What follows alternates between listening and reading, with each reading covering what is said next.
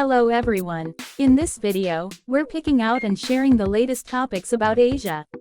From one of the most famous Reddit-style forums in Japan. Even if you don't understand Japanese, we've translated everything into English subtitles and audio. So you can join the conversation as if you were in Japan. So, let's dive into the discussions happening in Japan. On February 13, Chinese media reported that Brazilian media had taken an interest in China's development of a 1,000 km/h ultra-high-speed train. According to reports, Chinese companies are working on a flying train that utilizes superconductors, low vacuum tube systems, and maglev technology.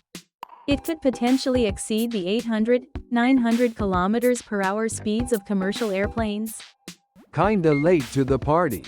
Japan had supersonic vehicles running in vacuum tubes at Mach 2.5 way back in the Showa era.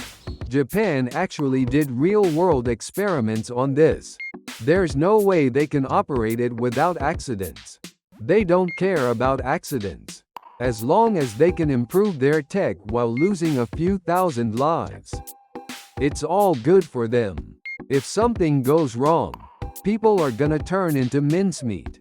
Not that it matters, they'll just bury the evidence.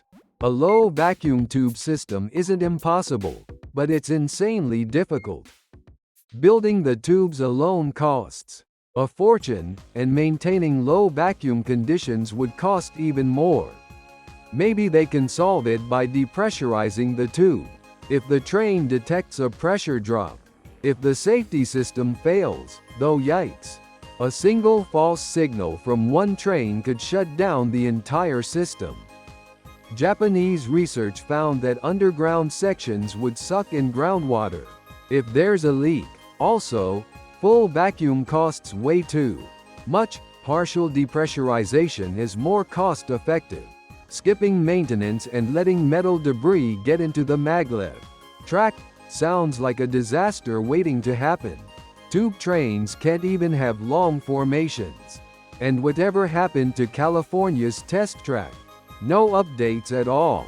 Cargo doesn't need to move that fast.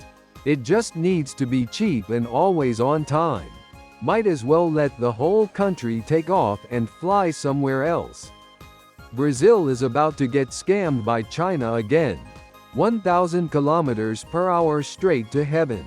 If the door accidentally opens mid-ride, instant suffocation. Maybe focus on building normal high-speed rail properly first. What's gonna happen to Indonesia's project? Even if this tech matures, do they really think Brazil can operate it? Accidents are guaranteed. Maybe wait until China actually proves it works before getting excited. If they're serious about vacuum tube trains, they should build a full-scale 100 km test track first. Small-scale models are one thing, full-scale is a whole different beast. Must be nice. Even if they fail, they can just bury the evidence and keep trying. What are they even gonna transport? Perishables? The cost is so high there's no way to make a profit. Even if it runs safely, where exactly is it going? They don't have high-demand routes like Tokyo-Osaka. If you put a normal pressure train inside a vacuum tube, the outward force would crush it. Wouldn't they need submarine-grade durability to avoid an explosion? Easy fix, just make all passengers wear pressure suits. Honestly, I wouldn't get on without one. Shanghai's maglev is barely operational since Germany stopped supporting it. It's down to a single train set.